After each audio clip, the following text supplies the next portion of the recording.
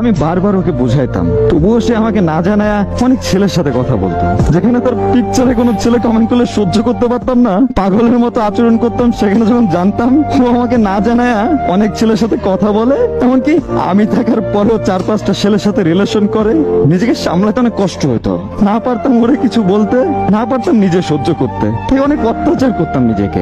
আমি এসব কিছু জেনেও সবসময় ওকে বুঝাইতাম, বলতাম দেখো তোমাকে আমি অনেক ভালোবাসি, এইসব কইরো না। তবুও সে এইগুলাই করতো। আর আমি অনেক কষ্ট পাওয়ার পরে ভাবতাম তাকে ছাড়া আমি বাঁচবো কিভাবে, তাকে তো আমি অনেক ভালোবাসি। আমাকে অনেক অপমান করতো, অনেক বাজে কথা বলতো, তবুও সবকিছু না নীরবে সহ্য করে নিতাম, শুধু একটু ভালোবাসা পাওয়ার অপেক্ষায়। 2021 সালে যে কতবার ওর ব্লগ খাইছি হিসাব নাই। ওর সাথে কথা না বলে নিজেকে পাগল পাগল মনে হতো জীবনের কিছুই নাই। আমি বরাবরই ওর সব অপমান অবহেলা এই সব কিছু ভুলা জাস্ট চাইতাম যে ও আমার মনের মতো হয়ে যায়, আমাকে একটু ভালোবাসো। কিন্তু ওর এই বাজে অভ্যাস না কখনোই পরিবর্তন হয় নাই, আর না কখনো আমি করতে পেরেছি। বরং ভালোবাসাটা আজও ঠিক আগের মতোই আছে। সোচ লাগে যে আমি তার মতো কখনো হইতে পারি।